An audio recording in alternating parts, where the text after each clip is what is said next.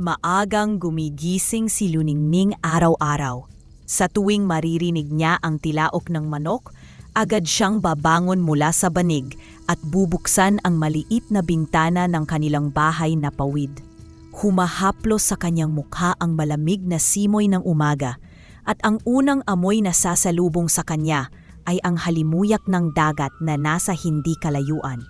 "Luningning apo, bangon na," tawag ni Lola Mila habang inihahanda ang basket ng isda. "Kailangan nating makarating sa palengke bago sumikat ng tuluyan ang araw."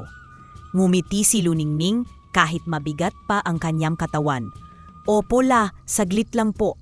Sa bawat hakbang papunta sa palengke, dala nila ang pinakasariwang huli ng mga mangingisdang kaibigan ni Lola Mila. Isdang tamban, galunggong, tanige, tulingan at iba pa. Lahat ay amoy alat ng dagat. Sa maliit nilang pwesto, pinapainit na nila ang uling at nagsisimulang mag-ihaw. 2 tambang nga iha. Tawag ng isang suki habang naataas ang bayong. "Sandali lang po, ate," sagot ni Luningning, sabay kuha ng 2 tamban mula sa ihawan. 100 piso lang po ito, mainit-init pa, piyak na malasa. Ngumiti ang suki habang inaabot ang pera. "Abay ikaw talaga, Luningning, parang laging masarap pag ikaw ang nag-ihaw." Napatawa siya at saglit na napatingin kay Lola. "Salamat po ate, babalik po kayo ha, palaging sariwa ang mga isda naming araw-araw." Sa likod ng ngiti ni Luningning, may bahagyang pagod at lungkot. Alam niyang sapat lang ang kita nila para sa kanin, ulam at kaunting gamot para kay Lola. Ngunit sa tuwing titingnan niya ang mukha ng kanyang lola na puno ng kunot, ngunit may ningning ng tiyaga, parang nawawala ang lahat ng bigat. "Kahit hirap, masaya ako basta magkasama kami ni Lola," bulong niya sa sarili. Sa bawat pag-usop ng isdang iniihaw, lihim siyang humihiling. "Sana gumaan ang buhay namin. Sana may dumating na himala." Habang pinapantay ni Luningning ang pagkaluto ng bangus, umupo si Lola Mila sa maliit na bangko. Hawak ang pamaypay at dahan-dahang iniihip ang apoy ng uling. "Luningning," wika niya bigla. "Naaalala ko ang kwento ng nanay ko dati." Napalingon si Luningning. "Ano po yun la?"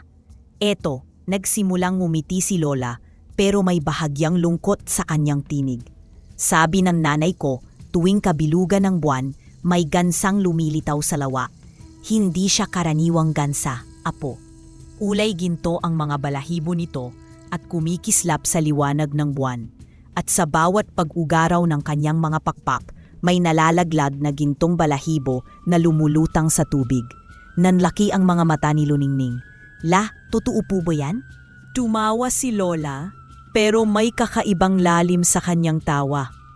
"Alamat lang yan, apo. Sabi rin ng nanay ko, may sumpa raw ang ginto. Kapag ginamit sa kasakiman, unti-unting nagbabayad ang may hawak. Hindi ko alam kung anong kabayaran, pero nakakatakot daw." Bakit pula? Sabi niyo alamat lang?" Napatingin si Lola sa malayo sa mga ulap na tila may iniisip na malayo sa kasalukuyan. Kasi hanggang ngayon wala pang nakakita talaga. O baka wala lang nagsasabi. Pero bata pa ako, naniniwala ako sa lahat ng kwento ng nanay ko. Ngayon, ewan ko ba, baka kathang isip lang para turuan tayong wag maging sakim. Nagpatuloy sila sa pag-iihaw, ngunit tahimik na ang kanilang paligid. Tanging mga kaluskos ng palengke at tawanan ng ibang tindera ang maririnig. Hindi makatulog agad si Luningning ng gabing iyon. Habang nakahiga sa banig, nakatitig siya sa kisame at iniisip ang kwento ni Lola. Paano kung totoo nga? Paano kung may gansang nag-iiwan ng bintong balahibo? Kung makakakuha ako kahit isa lang, hindi na kami maghihirap ni Lola. Hindi na kami kakain ng puyo sa agahan. Hindi na ako mag-aalala kung may pangbili siya ng gamot. Naramdaman niyang tumulo ang luha sa gilid ng kanyang mata. Kinabukasan, habang nagbabantay ng paninda, muli niyang binuksan ang paksa. La, maingat niyang tanong. Kung sakaling totoo nga yung gansa, anong gagawin niyo? Napahinto si Lola sa pagbabalot ng isda. Tumingin ito kay Luningning na parang may iniisip na matagal nang nakabaon. Kung ako apo, hahayaan ko na lang siya. Hindi lahat ng kislap ay kailangan mong kuhanin. May mga bagay na masyadong mabigat dalhin. Pero, paano kung iyon ang sagot para hindi na kayo mahirapan? Para may pangbili na kayo ng gamot at hindi na kayo magtatrabaho ng ganito araw-araw. Umiling si Lola, ngunit may malumanay ng ngiti. Apo, hindi lahat ng ginhawa ay may magandang kapalit. May mga bagay na masarap sa simula pero nakakasakit sa dulo. Tandaan mo yan. Tumahimik si Luningning, ngunit sa loob niya, mas lalo lamang lumakas ang kanyang kuryosidad. Habang pinagmamasdan niya ang usok na umaakyat mula sa nagbabagang uling, tila kumikislap iyon sa sikat ng araw, parang gintong sinad na sumasayaw. At doon, sa mismong sandaling iyon, unti-unting tumibok ang isang lihim na tanong sa kanyang puso. Paano kung totoo nga? Paano kung ang alamat ay naghihintay lang sa akin? Napatitig siya sa malayo, sa direksyon ng bundok, na animoy nagtatago ng isang lihim na lawa. Hindi pa niya alam, ngunit ang tanong na iyon ang magbabago sa takbo ng kanyang buhay. Mabilis lumipas ang mga araw mula nang marinig ni Luningning ang kalamat mula kay Lola Mila. Sa bawat gabi bago siya matulog, laging bumabalik sa isip niya ang imahe ng gintong gansa. Parang musika na paulit-ulit sa kanyang ulo ang tanong na, paano kung totoo nga? Dumating ang gabi ng kabilugang buwan. Habang naahiga si Luningning sa banig, hindi siya mapakali. Bawat tiktak ng orasan ay parang tulak para bumangon. Nililingon niya si Lola na mahimbing nang natutulog. Gusto niyang sabihin, pupunta ako sa lawa. Pero natakot siyang pagbawalan. Kaya't dahan-dahan siyang tumayo, kinuha ang flashlight at naglakad palabas. Ramdam niya ang malamig na simoy ng hangin na parang mga daliring humahaplos sa kanyang traso. Humuni ang kuliglig mula sa mga puno at may kung anong kaba ang gumapang sa kanyang dibdib. Luningning, anong ginagawa mo rito? Bulong niya sa sarili. Ngunit agad din niyang sinagot ang sarili. Para kay Lola. Para hindi na kami mahirapan. Tahimik ang paligid. Tanging mga yabag niya sa lupang basa at kaluskos ng mga talahib ang naririnig. Habang papalapit siya sa lawa, mas tumitindi ang tibok ng kanyang puso. Pagdating niya sa gilid ng lawa, tumigil siya at pinatay ang kanyang flashlight. Tanging liwanag ng bilog na buwan ang sumasayaw sa ibabaw ng tubig. Ang lawa ay parang salamin, maliwanag, malamig at misteryoso. Nakatitig siya ng matagal, tila inaabangan kung may lalabas nga ba. Naisip niyang baka totoo ang sinabi ni Lola o baka halamat lang talaga. Ngunit nangyari ang hindi niya inaasahan. Sa gitna ng lawa, dahan-dahang lumitaw ang isang gansa. Hindi ito karaniwan. Kulay ginto ang balahibo at sa bawat paggalaw ng mga pakpak, kumikislap ang mga balahibo nito. Nanlaki ang mga mata ni Luningning. Diyos ko, totoo ka nga. Mahina niyang usal. Ang gansa ay marahang lumalangoy. Tila walang pakialam sa kung sino man ang napamasid. Sa bawat pag-uga ng kanyang mga pakpak, may nalaladlag na gintong balahibo. Kumakapit ang liwanag ng buwan sa mga ito, kaya't kumikislap ang buong lawa na para bang pinuno ng mga bituin. Hindi makagalaw si Luningning. Para siyang nanonood ng mahika sa gitna ng katahimikan. Matapos ang ilang sandali, ang gansa ay unti-unting lumayo, hanggang sa tuluyang naglaho sa dilim ng lawa. Naiwan sa ibabaw ng tubig ang ilang gintong balahibo na marahang lumulutang. Nag-atubili si Luningning. Tumingin siya sa kislap ng mga balahibo sa tubig at bumulong. Sabi niyo may sumpa. Pero ngayon lang, hindi ko na uulitin. Para lang sa inyo, para sa gamot ninyo, para sa ginhawa ng buhay natin. Lumapit siya sa gilid ng lawa at marahang iniunat ang kamay. 1, 2, 3 beses niyang nagdadalawang isip. Hanggang sa huli, pinulot niya ang mga gintong balahibo. Agad niyang naramdaman ang bigat nito. Hindi gaya ng karaniwang balahibo na magaan. Ito ay malamig parang bato, ngunit kumikislap na parang perlas. Pinisil niya ito at hindi niya mapigilang ngumiti. Salamat, mahina niyang sabi, kahit walang sinuman ang nakaririnig. Kinabukasan, maaga siyang pumunta sa kabilang bayan para hindi siya makilala at palihim na ipinagbili ang mga gintong balahibo sa isang matandang alahero. Namilog ang mga mata ng alahero. Iha, saan mo nakuha ito? Hindi ko pa nakikita ang ganitong klase ng ginto. Wika ng alahero habang pinipisil ang gintong balahibo. Bahagyang kinabahan si Luningning, ngunit mabilis din siyang napaisip ng sagot. Pamana po ito sa akin ng yumao kong ama, sabi niya ng may pilit na ngiti. Sabi niya, nahukay daw po niya sa isang bundok noon, baka raw pong ginto ng mga Hapon, yung Yamashita. Napakunot ang noo ng alahero, saka napailing. Ah, kaya pala kakaiba ang itsura. Swerte ka, iha. Hindi basta-basta ang hawak mo. Pag-uwi niya, agad niyang ipinambili ng gamot ni Lola, bagong kalan para sa kanilang tindahan, kaunting damit at isang simpleng cellphone. Luningning, gulat na sabi ni Lola nang makita ang mga dala. Saan ka kumuha ng pera? Nag-isip si Luningning sandali, saka ngumiti. Nanaginip po ako ng mga numero. Sinubukan kong tumaya sa loto. Ayun, nanalo ako. Pero mani po yung isang numero kaya hindi ko nakuha ang jackpot. Natawa si Lola at umiling. Ay apo, swerte mo pa rin. Kahit hindi jackpot, malaking tulong na yan. Siguro tanda yan ang kabutihan mo. Ngumiti lang si Luningning, ngunit sa loob-loob niya may bahagyang kaba. Kung alam lang ni Lola ang totoo. Lumipas ang ilang linggo at dahil sa pera mula sa unang balahibo na ipatayo nila ang bagong bahay, hindi na ito tinutulo ng bubong tuwing umuulan. May maayos na kusina at higaan. Isang gabi, habang nagkakape si Lola sa bagong mesa, napangiti siya. Apo, ang ganda ng bahay natin. Hindi ko akalain na mararanasan ko pa to. Napaluha si Luningning. Para sa inyo po lahat to. Ayoko pong mahirapan kayo. Hinawakan ni Lola ang kamay niya. Salamat apo. Ang pangarap ng isang lola ay makita ang apo niyang masaya at ligtas. Ngayon parang natupad na. Ngunit sa loob-loob ni Luningning, may tinig na bumubulong. Hindi pa sapat, kailangan ko pang bumalik sa lawa. Hindi nagtagal, napansin ng buong baryo ang pagbabago sa kanilang buhay. Hindi na nakikita si Luningning na hirap at pagod. May bago silang appliances, bagong damit, at mas marami silang paninda sa palengke. Isang araw, nilapitan siya ng kapitbahay na si Aling Marta. Luningning, anak, ang dami niyo ng paninda ngayon. Kumusta na? Ngumiti siya at nag-abot ng supot ng bigas. Ayos lang naman po. Ate Marta, ito po para sa inyo. Alam kong mahirap ang buhay ngayon.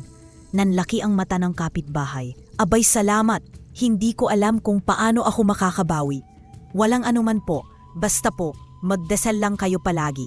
Hindi lang doon natapos. Sa mga bata ng baryo, nagbigay siya ng mga bagong notebook, lapis, at papel.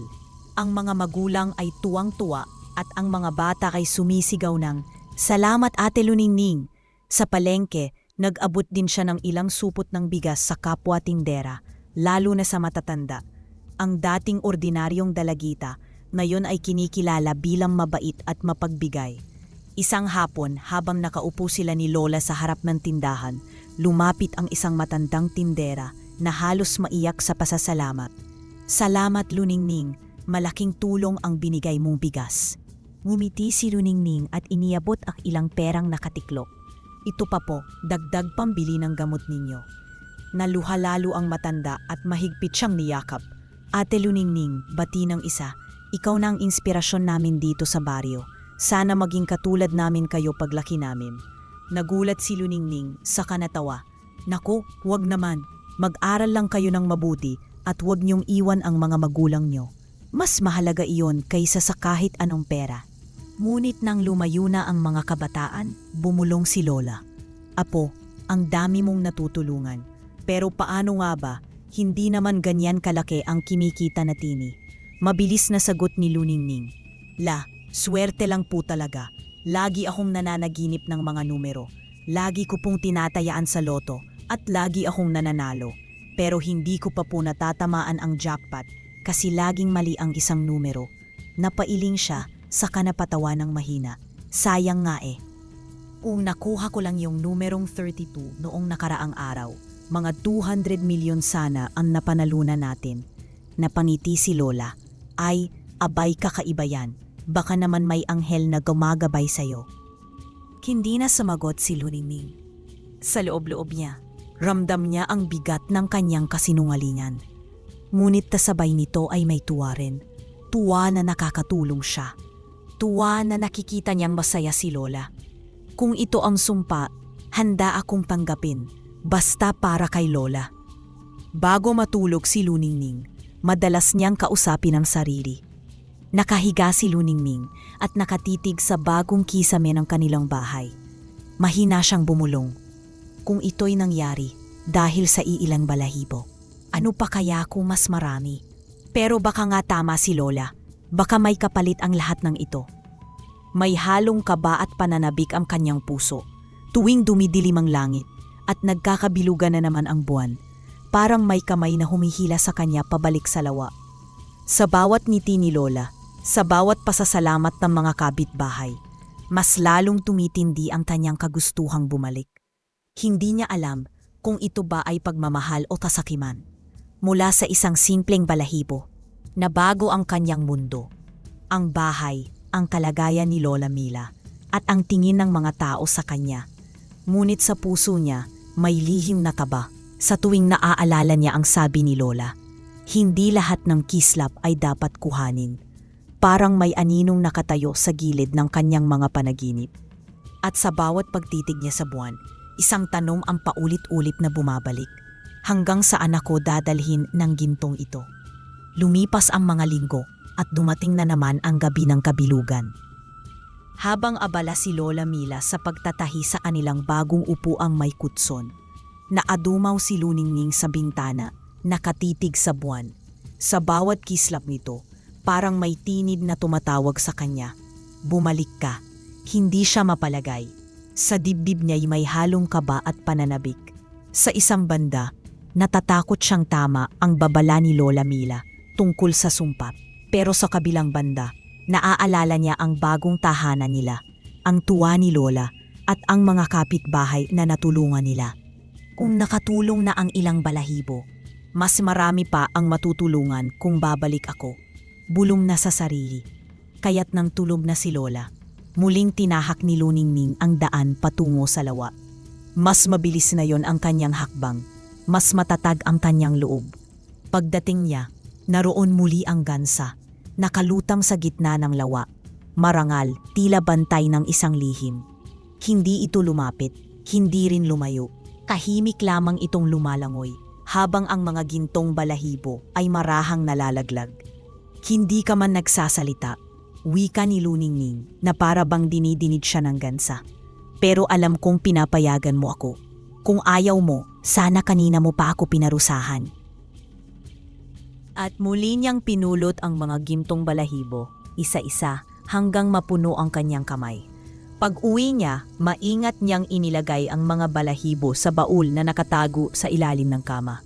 Bawat kalansing nito ay musika sa kanyang pandinig, ngunit sabay na paalala rin ang bigat na kanyang pasan. Isang gabi, bago siya matulog, binuksan niya ang baul. Kumislap ang gintong liwanag na parang araw sa gitna ng dilim. Napapikit siya sandali. Diyos ko, nakakamangha ang mga ginto. Kung totoo ang sumpa, bakit hanggang ngayon wala pa? Napahiga siya, pero hindi mapakali.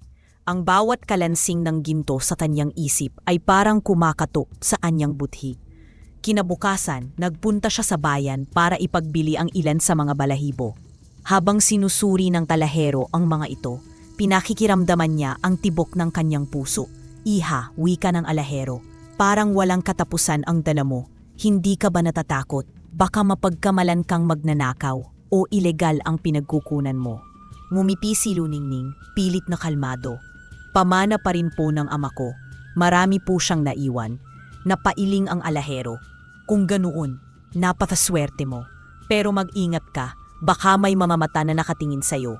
Lumipas pa ang mga buwan. Lalong dumami ang gintong balahibo sa baul, umabot na ito sa mahigit 200. Sa baryo, tahimik pa rin ang kanyang pamumuhay. Wala siyang ipinapakitang sobrang luho. Ngunit ramdam ng lahat ang pag-angat ng kanilang talagayan.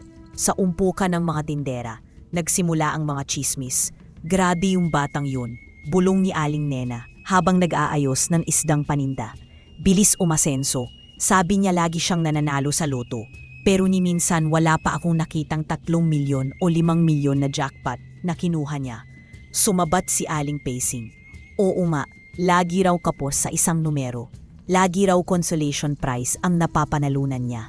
Abay, hindi pa nakakapagtaka yun? Baka naman may nakilala lang na matandang dayuhan sa Facebook. Sabat pa ng isa. May mga Amerikano, nagpapadala ng dolyar. Ay sus-uso yan na yun. Narinig ito ng batang si Nardo at agad na tumakbo sa pindahan ni Luningning. Ate, sabi nila may boyfriend ka raw na Amerikano. Totoo ba? Nagulat si Luningning, ngunit agad na ngumiti at tumawa. Ay naku Nardo, bata ka pa. Puro ka chismis. Wala akong boyfriend. Saka kung meron man. Siguradong taga rito rin sa baryo. Natawa si Nardo at umalis. Pero sa loob-loob ni Luningning, may kaba. Dumarami na ang tanong. Kailangan ko pa ring mag-inat. Inagabihan, habang nag-aayos si Lola Mila ng kanilang mga gamit, hindi nito napigilan magsalita.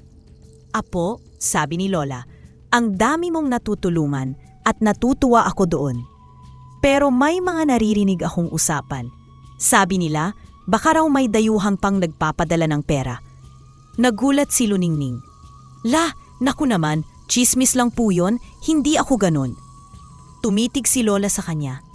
Kung totoo ngang galing sa loto ang pera, bakit hanggang ngayon hindi ka pa natatamaan ng jackpot? Lagi na lang bang mali ang isang numero? Natigilan si Luningning. Napangiti siya kahit ramdam ang lamig ng pawis sa kanyang likod. La, ganun talaga siguro. Swerte pa rin kahit consolation prize. Baka hindi pa po talaga para sa akin ang jackpot. Napabuntong hininga si Lola. Huwag mong pilitin ang hindi para sa'yo, apo. Tandaan mo, may mga bagay na kapag sumobra, hindi na maganda. Tahimik si Luningning, ngunit sa kanyang puso, ramdam niyang lalong lumalalim ang kanyang lihim. Sa kanyang silid, muling binuksan ni Luningning ang baul. Kumislap ang gintong liwanag na tumama sa kanyang mukha. Hinawakan niya ang isang balahibo, malamig at mabigat. Pinikit niya ang mga mata at napabuntong hininga. Kung alam lang ni Lola, kung alam lang ng lahat, na hindi loto, hindi dayuhan, kundi isang gansa sa lawa. Naramdaman niyang tumulo ang luha sa kanyang pisngi. Hanggang kailan ko kaya maitatago ang lahat ng ito? Hanggang kailan ko kayang itago sa sarili ko na natatatot din ako? Ngunit sa gitna ng kanyang pag-aalinlangan, isang bagay ang malinaw. Sa bawat balahibong nadadagdag, mas lalo siyang hinihila ng gintong sumpa. Sa bawat pagdami ng gintong balahibo sa baul, mas lumalalim ang misteryo sa buhay ni Luningning. Sa mata ng iba sa kanyang komunidad, siya ay inspirasyon, masipag at mapagbigay. Ngunit sa likod ng lahat, may lihim siyang pilit pinapasan, isang lihim na unti-unting kumakain sa kanyang puso. At habang dumarami ang gintong imba, dumarami rin ang tanong sa kanyang isip. Hanggang saan ako aabot bago tuluyang bumigat ang lahat ng ito? Hindi na kinaya ni Luningning ang mga matang nafasunod sa kanya sa baryo. Kahit saan siya pumunta, palengke, simbahan, tindahan, may bulungan, ang bilis yumaman ng batang yon. Baka may nobyong dayuhan sa internet. Hindi kaya may tinatagong sekreto. Bawat salita ay parang karayom na tumutusok sa kanyang balat. Kaya isang gabi, kinausap niya si Lola. La, mahina niyang sabi habang inaabot ang tasa ng kape. Magpapalawak na po ako ng negosyo. Pupunta ako sa Maynila. May kondo po akong nabili sa BGC, dun muna ako titira. Napatigil si Lola. Apo, kaya mo ba ron? Hindi mo kilala ang mga tao. Hindi tulad dito sa baryo na lahat ay kakilala mo. Mumiti si Luningning, bagamat may kaba sa dibdib. Kaya ko pula, wala nang chismis ron. Para mas tahimik po kayo dito at matapos na ang mga bulong-bulungan. Ako na ang bahala. Hinawakan ni Lola ang kamay niya, marahan ngunit mariin. Mag-iingat ka, apo. Huwag mong kalimutan ang pinanggalingan mo. Kinabukasan, sumakay siya ng bus papuntang Maynila. Habang papalayo, pinagmamasdan niya ang mga palayan at bundok na napapalitan ng gusali at matataras na billboard. May halong tuwa at lungkot sa kanyang dibdib. Ito na, bagong simula, bagong mundo. Pagdating sa BGC, sinalubong siya ng malalaking gusali, maliwanag na ilaw at kalsadang kuno ng sasakyan. Ang kondo na nabili niya ay nasa mataas na palapag, may salaming bintana at malamig na aircon. Tahimik ang loob, walang huni ng kuliglig o amoy usok ng palengke. Ang narinig niya lang ay sariling tibok ng kanyang puso. Sa unang linggo, halos hindi lumabas si Luningning. Nailang siya. Bumibili lang ng pagkain sa convenience store sa baba at mabilis na umaakyat ulit sa unit. Sa gabi, nakaupo siya sa tabi ng bintana, nakatingin sa ilaw ng lungsod. Parang dagat ng bituin, pero malamig, malayo, walang lambing. Masyado palang tahimik dito, bulong niya. Naalala niya ang tawanan sa palengke, ang hiyawan ng mga bata, ang tinig ni Lola. Isang gabi, sa elevator, may mga nakakasabay siya, pawang mga nakapustura, mabango, may dalang mamahaling bag. Good evening, bati ng isa. Ngumiti lang siya, mahina. Hindi siya makasagot ng matino. Sa loob-loob niya, parang ang layo ko sa kanila. Mukha pa rin akong taga-baryo. Ngunit hindi nagtagal. Nagsimula siyang mapansin. Isang kapitbahay na agent ang nagsabi, may rooftop party bukas. Para makakilala ka ng tao, sama ka. Nanalinlangan siya, pero pumunta rin. Dumating siya na naka-blouse lang at simpleng sapatos. Pag-akyat sa rooftop, sinalubong siya ng ingay, musika, ilaw, alak at mga kabataang nagbibiruan. Uy, sino siya? Bulong ng isang babae. Bagong lipat daw dito, sagot ng usa. Nilapitan siya ng isang binata. Hi, I'm Carlo. Family business namin. Kontraktor ng mga DPWH projects. Ikaw, Lynette. Mahina niyang sagot. Galing ako sa probinsya. Ngumiti si Carlo. Probinsyana, pero ang ganda mo. Welcome to Manila. Lumapit ang isang babae, si Mara, nakapulang lipstick. Girl, do you have a business? Kasi dito, everyone has a project. Luxury cars, and of course, out-of-the-country trips. Food business, sagot ni Luningning. Pinapalaki ko pa. Nice, Animara. Ngumisi. Perfect sa'yo. With the right capital, girl, it's impossible not to earn. Nakiniglam si Luningning sa kanilang mga kwento. Beach house, gala sa Hong Kong, shopping sa Singapore. Unti-unti, nadadala siya ng tawanan at saya. Weekend, punta fuego tayo, sabi ni Carlo. Magdadala kami ng jet ski. Sama ka, Lynette. Saglit siyang nag-alinlangan, pero mumiti. Sige, pag-uwi niya, nakahiga siya sa kama, nakatitig sa kisame. Siguro, ito na ang buhay na para sa akin. Mula noon, palagi na siyang kasama sa mga dala. Sa una, nahihiya siya, puro English at jargon ang usapan. Pero natuto siyang tumawa, kahit hindi niya lubos na naiintindihan. Natutong mag-toast ng wine. Natutong maglakad ng mas matuwid. Isang araw, nagyaya si Mara. Girl, shopping tayo. Hindi ka pwedeng pumorma dito ng simple lang. Naglibot sila sa mall. Pinagmasdan ni Luningning ang mga leather bag, shades at heels na kimikislap sa ilaw. Sa isip niya, naalala niya ang lumang basket ni Lola. Bagay sa'yo to, LV, Animara. Gucci belt para may statement. Versace shades para sosyal. Prada heels para fierce. Isa-isa niyang binili ang mga ito. Sa bawat pag-swipe ng card, parang may dumadagok na kaba, pero may kasamang tuwa. Welcome to the club, Animara. Now you look expensive. Habang lumilipas ang mga araw, natuto siyang umasta gaya nila. Sa bawat gala, iba na ang kanyang bihis, iba na ang kumpiyansa. Isang gabi, nagyabang si Carlo ng bagong Ferrari. Fresh from the showroom. Nagtilian ang barkada. Si Luningning, kumahanga pero naiinggit. Kung kaya niya, mas kaya ko rin. Hindi nila alam ang dami kong ginto. Kinabukasan, bumili siya ng Rolls Royce. Nang dumating ito sa parking ng kondo, halos mabaliw ang barkada sa tuwa. Queen ka na girl, sigaw ni Mara. Reyna ng Pilipinas, biro ni Carlo. Ngumiti siya. Gusto ko to kasi may payong. Hindi ka mababasa kapag umuulan. Naghalakhakan ang lahat. Si Luningning, mumiti rin, pero sa dibdib niya may bulong, hanggang kailan ka makakapagtago? Isang gabi, nag-dinner sila sa steakhouse sa Makati. Habang kumakain, biglang nagtanong si Mara. Lynette, we're just curious, ha? Ang bilis mong umasenso. Where's all that money coming from? Nagkatinginan ang grupo, sabik sa sagot. Ngumiti si Luningning, pinipilit maging kalmado. Food business, maswerte lang. Umiling ang isa. Grabe, if it's really that easy to get rich, sana nag-food business na rin kami. Mas mabilis pa pala yan kaysa kontraktor ng TPWH projects. Sabay singot na isa pa, bahagyang napataas ang kilay. You know what? My family earned billions just last year. But parang mas effortless ka, Lynette. Natawa si Carlo. Guys, hayaan niyo na si Lynette. For sure may secret yan. But what matters is she's generous with us. Look, almost 300,000 na bill natin dito sa high-end restaurant sa Greenbelt. I'm pretty sure tayo ang my biggest bill tonight among all the customers. Napanganga ang isa sa kanila. Damn, 300,000? That's insane. Para tayong nag-down payment ng kotse, just for dinner. Sabay banat ng isa pa. Tumatawa. My gosh, nag-i-installment ka pa pala ng kotse? Haha.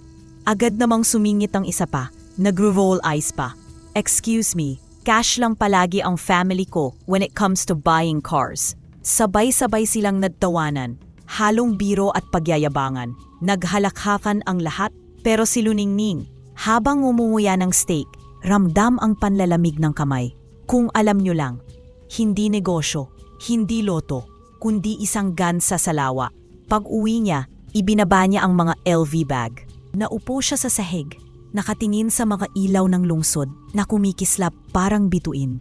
Kinuha niya ang maliit na kahon at binuksan. Kumislap ang gintong balahibo, malamig sa kanyang palad. Ngumiti siya, puno ng tuwa. Ikaw ang nagdala sa akin dito. Ikaw ang dahilan, kaya natutupad lahat ng pangarap ko. Tumunog ang cellphone. Si Lola. Hello, La? Apo, kumusta ka riyan? Nakakakain ka ba ng maayos? Opo, La. Masarap ang pagkain dito. Steak. Pero namimiss ko po ang inihaw natin. Huwag kang magpupuyat. Mag-ingat ka palagi. Opo, La. Nagpadala po ako ng pera sa inyo. Kunin nyo na lang po bukas para may pambili kayo ng gamot at dagdag pang gastos. Tahimik si Lola saglit bago sumagot. Puno ng lambing ang boses. Salamat, Apo. Kung nasaan ka man, sana lagi kang masaya. Napangipi si Luningning, puno ng tuwa. Opo, La, wag po kayong mag-alala. Maayos po ako rito. Hinding-hindi ko po kakalimutan kayo. Pagkababa ng tawag, isinara niya ang kahon ng gintong balahibo. Huminga ng mga lalim at ngumiti. Ang sarap ng ganitong buhay. Unti-unting nabalot si Luningning ng alindog ng lungsod. Mga party, branded na gamit at mamahaling kotse. Hindi ito biglaan. Isa-isang pintuan ang kanyang binuksan hanggang tuluyan siyang tangayin ng agos ng luho.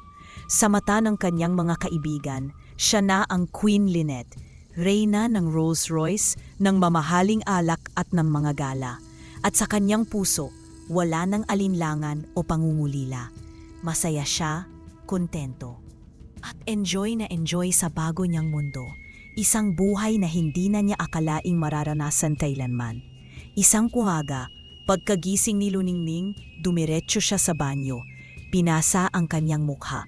Pag-angat ng tingin sa salamin, halos malaglag ang hawak niyang towel. Kumukulubot, mahina niyang bulong. Ang balat sa kanyang pisngi ay hindi na kasing kinis ng dati.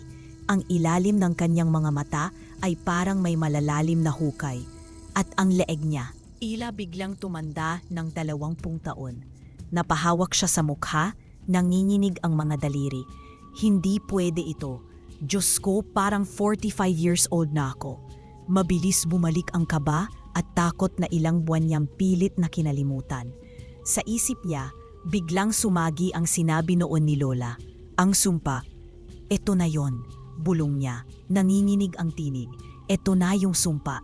Naupo siya sa gilid ng kama, humahagulhol, tinatakpan ang mukha. Diyos ko, paano na ako? Ano sasabihin ng mga kaibigan ko? Hindi nila pwedeng makita ito. Ilang oras pa siyang umiyak bago tumayo, pinunasan ang luha at muling humarap sa salamin. Hindi maaari ito. Madiin niyang bulong. Hindi pwedeng makita nila akong ganito. Nakakahiya.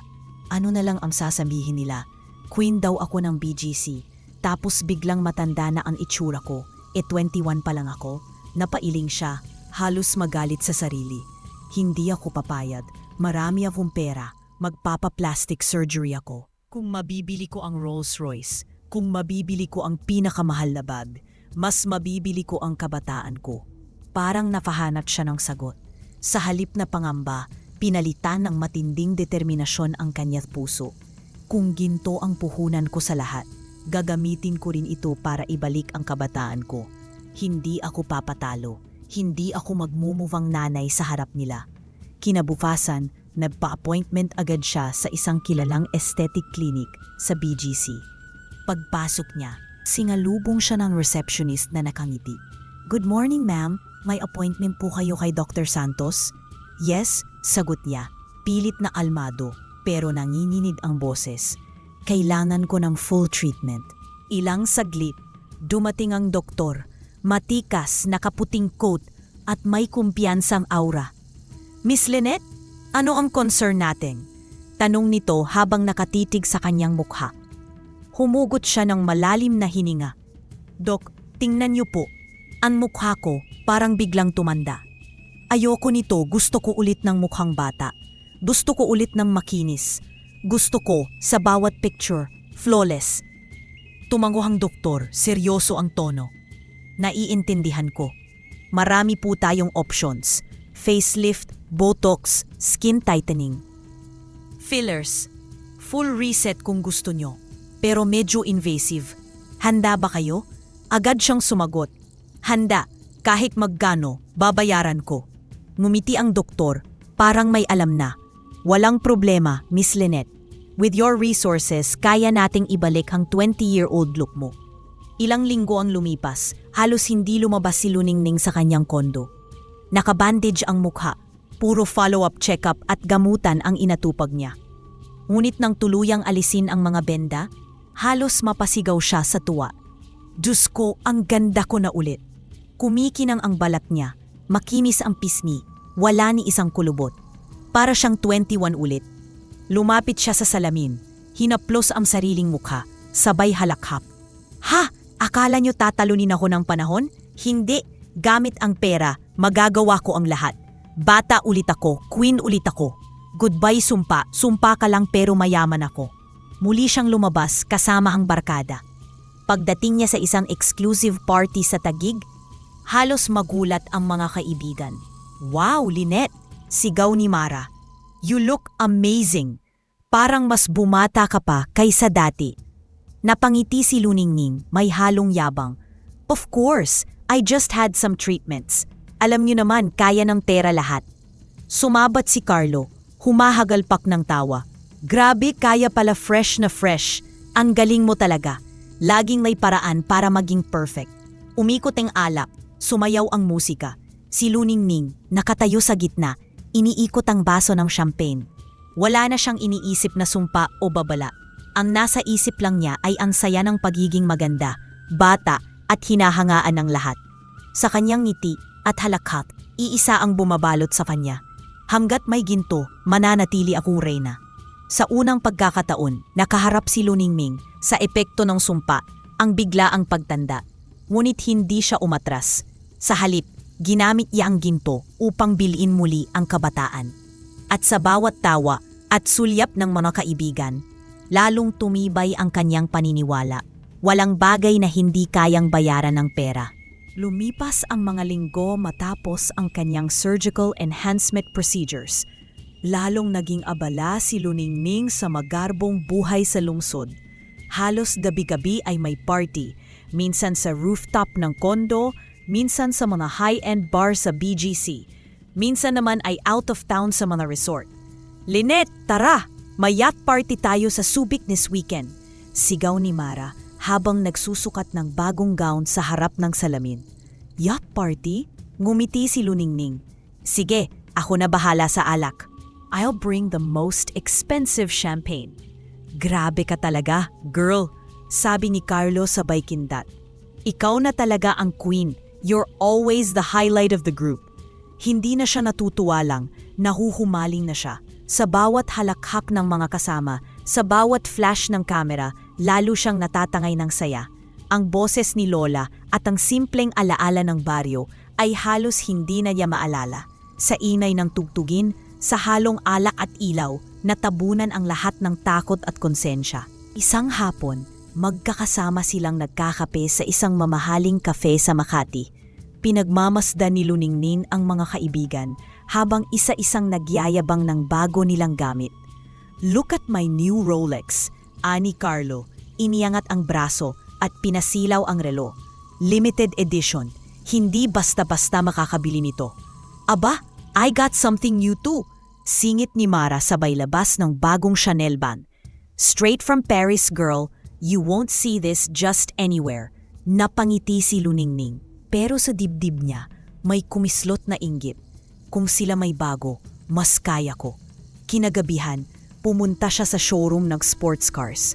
Sa loob ng isang oras, nakalabas siya ng building sakay ng isang brand new Lamborghini.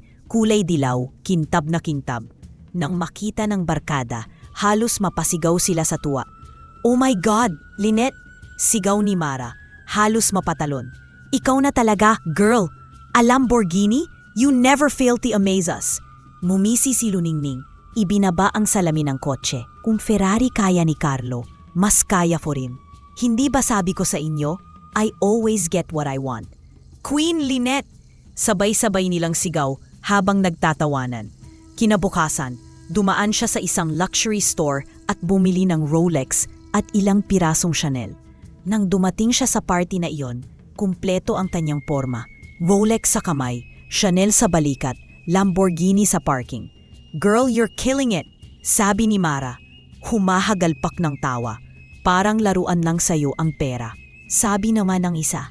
Numisi si Luningning. May halong yabang. Mahina siyang bumulong. Bakit hindi? Kung may ginto ka, bakit ka pa magtitipid? Habang tumatagal, parang laro na lang sa kanya ang paggastos. Let's go to Europe next month. Suhestyon ni Carlo isang gabi habang umiinom sila sa isang steakhouse. Yes, Paris first, then London, then maybe New York, dagdag ni Mara. Napatingin silang lahat kay Luningning. Parang hinihintay ang kanyang sagot. Mumiti siya at nagsalita ng may kumpiyansa. Book it! Ako bahala sa tickets. Business class tayong lahat. Halos sabay-sabay silang napasigaw. We love you, Lynette! Ngunit sa kabila ng saya, sa loob-loob niya, naramdaman niyang unti-unti siyang lumalayo sa dati niyang sarili. Wala na siyang naiisip kundi kung ano ang susunod na bibilhin, kung saan ang susunod na gala, at kung paano pa siya hahangaan ng iba. Isang gabi, habang nasa isang private party sa isang penthouse, nag-inuman sila ng mamahaling alak. Cheers to Lynette! Sigaw ng isa. Without her, hindi magiging ganito ka-fabulous ang barkada natin. Cheers! Sagot ng lahat. Nakatawa si Luningning. Iniikot ang baso ng alak. Cheers! Alam nyo guys, ang sarap pala ng feeling na lahat ng bagay hawak mo. Kung gusto mong bumili, bili lang. Kung gusto mong mag-party, party lang. Cheers to that! Sigaw ni Mara, sabay taas ng kanyang baso. Rout! Sabay-sabay na sagot ng lahat. Alakhakan at sabayang kampay ng kanilang mga baso. Habang sumasayaw sila at lumalalim ang gabi, napatingin si Luningning sa city lights na tanaw mula sa bintana ng penthouse. Ang dami nang nagbago, mula sa usok ng palengke hanggang sa kislap na lungsod. Sa kanyang ngiti, sa kanyang halakhak, isa lang ang malinaw. Hindi na siya ang simpleng dalagita ng baryo. Siya na ngayon si Queen Lynette, ang reyna ng party, ng luho, ng lahat ng bagay na mabibili ng ginto. At sa kanyang puso, wala siyang alinlangan. Ang iniisip niya lang. Hanggat may ginto, tuloy ang laro. Isang umaga, pagbamon ni Luningning mula sa malambot na kama sa kanyang kondo, dumiretso siya sa banyo. Akala niya ay ordinaryong araw lang. Pero nang tumapat siya sa salamin, nanlaki ang kanyang mga mata. Diyos ko, mahina niyang bulong. Ano to? Ang buhok niya ay may mga puting hibla na dati wala. Ang noo niya ay may malalalim na guhit at ang pisngi muling kumulubot. Hindi na lang basta parang 40 anyos. Ngayon tila lampas 60 na ang hitsura niya. Hindi! Ito na naman yung sumpa! Sigaw niya hawak ang pisngi. Kahapon lang ang kinis ko. Ngayon para na akong matandang babae. Nagpapanik siya, paikot-ikot sa loob ng banyo. Halos mabaliw sa nakikita. Sa loob-loob niya, ayaw na niyang maranasan ang kahihiyan sa harap ng barkada. Hindi nila pwedeng makita ako ng ganito. Never, bulong niya. Halos nanginginig ang labi. Agad siyang nag-ayos, nagtago ng malalaking salamin at nagpunta muli sa klinika. Pagharap niya sa cosmetic surgeon, halos tiyak na ang tono niya. Dok, tingnan niyo ako.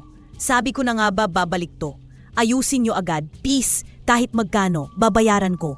Tiningnan siya ng doktor, kunot noo pero kalmado. Miss Lynette? Medyo mabilis na ang pagbabago ng features ninyo.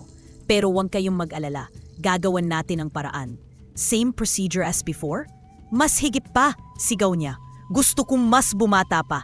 Ayokong makita kahit anong guhit o puti sa buhok ko. Tumango ang doktor. Alright, we'll do a full reset again. Makalipas ang ilang linggo, muli siyang naging makinis ang balat. Flawless, bata ulit. Pagtingin sa salamin, mumiti siya ng malawak. Yes, bata na naman ako. Goodbye sumpa. Pero habang naglalakad siya pauwi galing klinika, may kakaibang bigat sa dibdib. Huminto siya sandali, hinihingal. Bakit ganito? Para akong hinihingal ako. Nagpatuloy siya, ngunit ramdam niya na may mali. Dati, kaya niyang maglakad ng malayo nang hindi hinihingal. Pero ngayon, ilang hakbang pa lang mula sa parking papunta sa lobby. Para na siyang mauubusan ng hininga. Ha! Ha! Bulong niya. Hawak ang dibdib habang pawis na pawis. Ano to? Hindi ako sanay na ganito kabilis mapagod. Nang tumingin siya sa anyang mga kamay, makinis na sa panlabas. Pero sa loob-loob niya, ramdam ang panghihina ng mga kalamnan. Sumakit ang kanyang kasukasuan at ang mga tuhod ay parang mabigat na bakal. Kinagabihan, nakaupo siya sa harap ng vanity mirror. Ang mukha niya'y kabata-bata, parang 21 pa rin. Ngunit nang yumuko siya, naramdaman niya ang paninikip ng dibdib. Sa salamin, bata, pero sa katawan, matanda. Bulong niya. Pilit nang ngumiti, pero nanginginig ang labi. Bakit ganito? Ano bang inuubos ng ginto? Kinabukasan, nagpunta siya sa Makati sa isang kilalang espesyalista. Sa loob ng klinika, malamig ang aircon at mabango ang paligid. Pero ang kaba niya, lalong bumigat. Dok, bakit parang iba ang pakiramdam ko lately? Wika niya, pilit na kalmado kahit may kaba sa loob. Gusto ko po sanang magpa-executive check-up. Seryosong sinuri siya ng doktor. Stethoscope, blood pressure, ilang tests. Pagkatapos ng halos isang araw, umupo ito sa harap niya at tumingin ng diretsyo sa kanyang mga mata.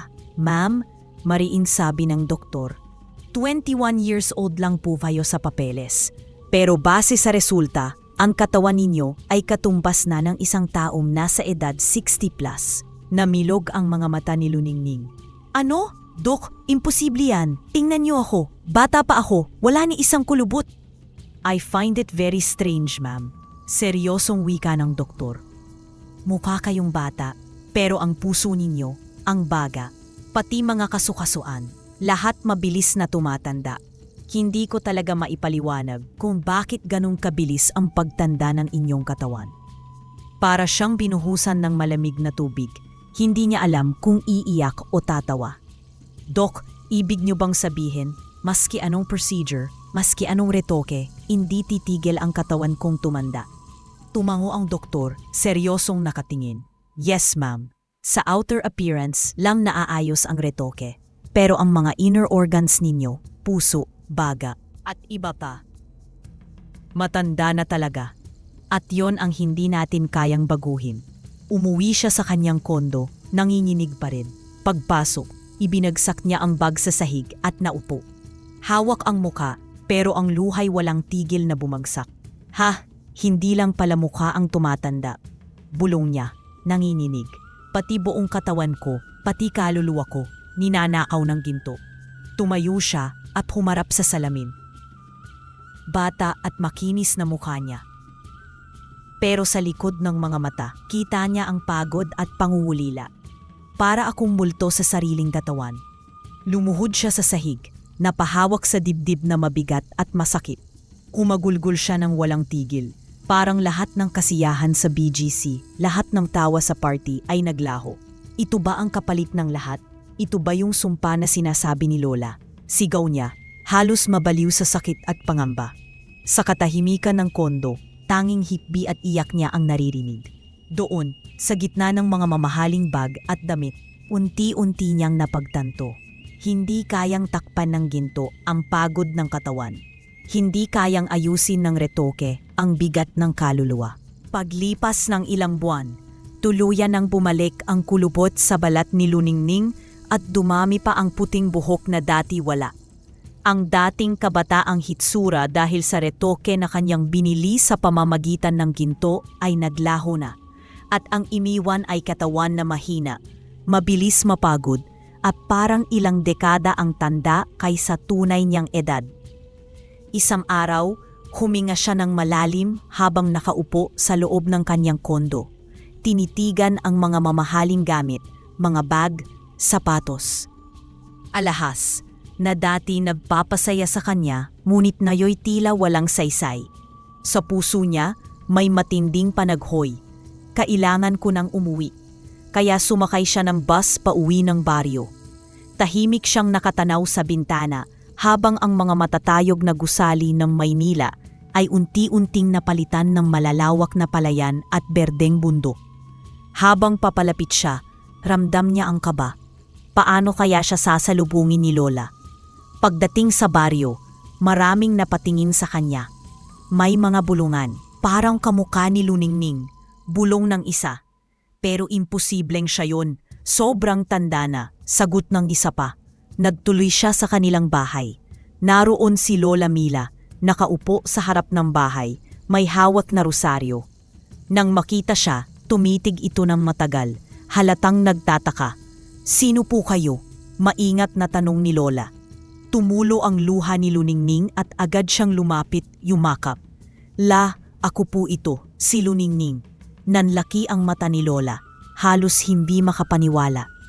Imposible. Apo? Ang itsura mo. Humagulgol si Luningning, halos hindi na makapagsalita. Lola, matanda na po ako, baka halos magkasing tanda na po tayo. Ito na po ang sumpa. Sumpa ng ginto. Napatitig si Lola Mila, naguguluhan. Ginto? Apo, akala ko, sa loto galing ang pera mo? Umiling si Luningning, patuloy ang pag-agos ng luha. Sa unang pagkakataon, ibinuvas niya ang tunay na lihim. Hindi pula, hindi po sa loto. Galing po ito sa lawa, sa gintong gansa. Doon ko po kinukuha lahat ng ipinambili ko. Lahat ng ginamit ko para sa bahay, sa negosyo, sa luho ko sa Maynila. Lahat ng iyon, ginto mula sa balahibo ng gansa. Natigilan si Lola, hawak ang dibdib, halos hindi makapaniwala. Apo, kaya pala, iyon pala ang tinatago mo sa akin. Lumuhod si Luningning sa harap ni Lola. Hinawakan ang kanyang mga kamay. Patawarin niyo po ako, La. Ngayon ko lang nasabi kasi natakot akong pagalitan ninyo. Pero totoo lahat at ngayon ito na ang kapalit. Hinaplos siya ni Lola sa buhok, bagamat nanininig ang kamay. May halong lungkot at awa ang kanyang tinig. Apo, hindi mo na kailangang humingi ng tawad. Ang mahalaga nagsabi ka na ng totoo. Iyan nga ang sumpa ng tasakiman. Inaagaw ang kabataan at buhay. Pero kahit huli na, may oras ka pa para itama ang lahat. Magdamag silang nag-usap, mahigpit ang yakap ng isa't isa. Sa hapag na puno ng simpleng kanin at tuyo, ramdam ni Luningning ang init na matagal niyang hinanap sa gitna ng marangyang buhay. Kinabukasan, habang nagtitimpla ng kape, nagsalita si Luningning. La, hindi ko na po gagamitin ang natitira pang ginto para sa sarili ko. Ibibigay ko na lang po para sa mga tao dito sa baryo. Baka sakaling may magbago pa sa akin. Ngumiti si Lola, bagaman may bakas ng lungkot sa kanyang mata. Iyan ang pinakamagandang desisyon, Apo. Ibibigay mo kung saan tunay na kailangan. Mula noon, nagsimula si Luningning na maglaan ng ginto para sa mga proyekto ng komunidad. Una, nagpagawa siya ng silungan para sa mga tindera sa palengke. Naalala niya ang mga panahong sila ni Lolay, nababasa ng ulan at naiinita ng araw habang nagtitinda ng inihaw. Salamat po, Lola Lusing. Masayang sigaw ng mga tindera. Ang alam nila, kapatid lamang siya ni Lola Mila dahil iyon ang ipinakilala niyang pangalan. Ngumiti siya at sagot, hindi na kayo mababasa ng ulan na yon. Magtrabaho lang kayo niyang maayos. Sumunod, nagtayo siya ng maliit na feeding center para sa mga bata. Araw-araw ay may mainit na lugaw at tinapay. Sa tuwing nakikita niya silang masaya at busog, parang unti-unting gumagaan ang bigat sa kanyang dibdib. Isang batang lalaki ang lumapit, hawak ang plato. Salamat po, Lola Lusing. Busog na po ako. Bukas ulit? Hinaplos niya ang buhok nito. Oo, bukas ulit. Mag-aral ka ng mabuti, apo. Hindi pa doon natapos. Naglaan din siya ng pondo para sa scholarship ng mga kabataan. Maraming napapagtapos ng high school at napapag-aral ng kolehiyo. Ako po'y nangangarap maging guro. Wika ng isang dalagita habang inaabot ang kanyang papel. Salamat po, Lola Lusing, sa scholarship. Mumiti siya kahit nanininig ang boses. Tuparin mo ang pangarap mo, iha. Balang araw, ikaw naman ang magtuturo ng kabutihan sa iba. Kahit mahina na at madaling mapagod, hindi siya tumigil sa paglilingkod. Sa bawat natapos na proyekto, parang may bahagyang siglang bumabalik sa kanyang katawan. Dumating muli ang gabi ng kabilugan ng buwan. Mabagal ang hakbang ni Luningning papunta sa lawa. Ramdam niya ang lamig ng hangin at ang kirot ng bawat hakbang, ngunit buo ang kanyang loob. Pagdating sa pampang, nakita niya ang gansa. Ngunit sa ilalim ng liwanag ng buwan, unti-unti itong nagbago. Naging isang diwata, nakaputing damit, kumikislap ang buhok na tila ginto, at may malumanay na tinig. Luningning, tawag ng diwata. Malamlam, ngunit may bigat ang tinig. Nakita mo na ang dulot ng kasakiman. Nakita mo kung paano inubos ng ginto ang iyong kabataan at lakas. Lumuhod si Luningning, luhaan at nanginginig ang tinig. Diwata, nagkamali po ako. Pinili ko ang luho kaysa sa tama, at ito ang naging kapalit. Patawarin niyo ako. Lumapit ang diwata, hinaplos ang kanyang balikat. Luningning, kahit anong kabutihan pa ang gawin mo, hindi na maibabalik ang kabataan mong nawala. Iyan ang hatol ng sumpa, at kailanman ay hindi ko kayang baguhin. Napahagulgol si Luningning, niyatap ang kanyang dibdib na mabigat. Kung ganoon, wala na po akong pag-asa. Ngumiti ng banayad ang diwata at nagpatuloy, ngunit huwag kang mawalan ng loob. Ang kabutihan mo kahit ikaw ay mawala ay tatatak sa puso ng mga tao. Ang iniwan mong aral ay magiging liwanag na hindi mamamatay. At iyon, Luningning, ay higit na mas mahalaga kaysa sa ganda at kabataan. Dahan-dahang tumango si Luningning, luhaan pa rin ngunit may ngiti sa labi. Opo, diwata. Ito na lamang ang kaya kong ialay. Buong puso kong ipagpapatuloy ang kabutihan hanggang sa huling araw ko. Mula ngayon, wika ng diwata, hindi ka nakilala bilang Lola Lusing lamang. Hindi dahil sa anyo, kundi dahil sa kabutihang iiwan mo sa mundong ito. Tandaan mo, ang tunay na alaala ng tao ay ang kabutihang naibahagi niya. Ngumiti ang diwata, banayad at puno ng habag. Unti-unti itong naglaho sa liwanag ng buwan. Iniwan si Lola Lusing na nakatitig sa kumikislap na tubig ng lawa. At mula noon, nanatiling buhay sa baryo ang alaala ni Lola Lusing. Hindi dahil sa pangalan niya, kundi dahil sa mga taong natulungan at sa mga pusong nabago ng kanyang kabutihan. Sa bawat silungan ng tindera, sa bawat batang busog sa feeding center, at sa bawat kabataang nakauniporme dahil sa kanyang scholarship, naroon ang batas ng kanyang pagmamahal. At habang lumilipas ang panahon, ang kwento niya ay naging aral, na ang yaman ay nauubos, ngunit ang kabutihan ay nananatili, sumisibol at humahaba ang buhay sa alaala ng iba.